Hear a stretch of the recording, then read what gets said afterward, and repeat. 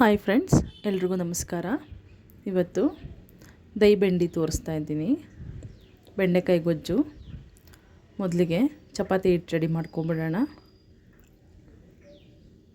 ಚಪಾತಿಗೆ ಒಳ್ಳೆ ಕಾಂಬಿನೇಷನ್ ಇದು. ಬನ್ನಿ, ಒಂದು ಬಾಣಲಿಗೆ ಬೆಂಡೆಕಾಯಿ ಹಾಕ್ಕೊಂಡು 2 ಸ್ಪೂನಷ್ಟು ಎಣ್ಣೆ ಹಾಕ್ಕೊಂಡು ಫ್ರೈ ಮಾಡ್ಕೊಳ್ಳೋಣ. ಆ ಲೋಳೆ ಥರ ಹೋಗೋವರೆಗೂ ಫ್ರೈ ಮಾಡಬೇಕು. ನೋಡಿ ಆಗಿದೆ. ಒಂದು ಬೌಲ್ಗೆ ಎತ್ತಿಕೊಳ್ಳೋಣ. ಅದೇ ಬಾಣಲಿಗೆ 4ರಿಂದ 5 ಸ್ಪೂನ್ ಎಣ್ಣೆ ಹಾಕಿ, ಸಾಸಿವೆ ಹಾಕಿ, 1 ಸ್ಪೂನ್ ಜೀರಿಗೆ, ಪಲಾವ್ ಎಲೆ, ಕಸ್ತೂರಿ ಮೇಥಿ, ಈರುಳ್ಳಿ ಮತ್ತು ಹಸಿರು ಮೆಣಸಿನ್ಕಾಯಿ ಹಾಕಿ ಸ್ವಲ್ಪ ಫ್ರೈ ಮಾಡಿ,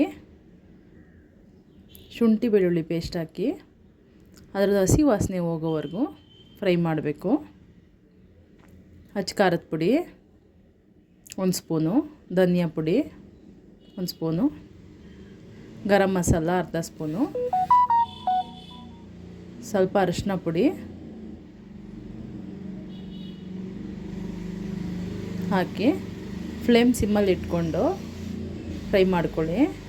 ಅದಕ್ಕೊಂದು ಕಪ್ಪು ಮೊಸರು ಹಾಕಿ ಚೆನ್ನಾಗಿ ತಿರುಗಿಸ್ಬೇಕು.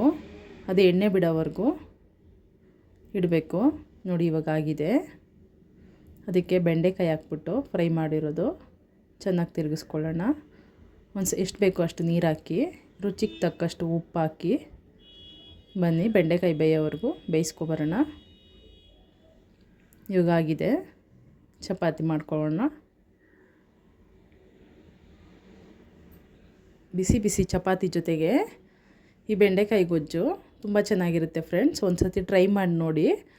ನಾನು ಮಾಡೋ ವಿಡಿಯೋ ನಿಮ್ಗೆ ಇಷ್ಟ ಆದರೆ ದಯವಿಟ್ಟು ಲೈಕ್ ಮಾಡಿ, ಸಬ್ಸ್ಕ್ರೈಬ್ ಮಾಡ್ಕೊಳ್ಳಿ.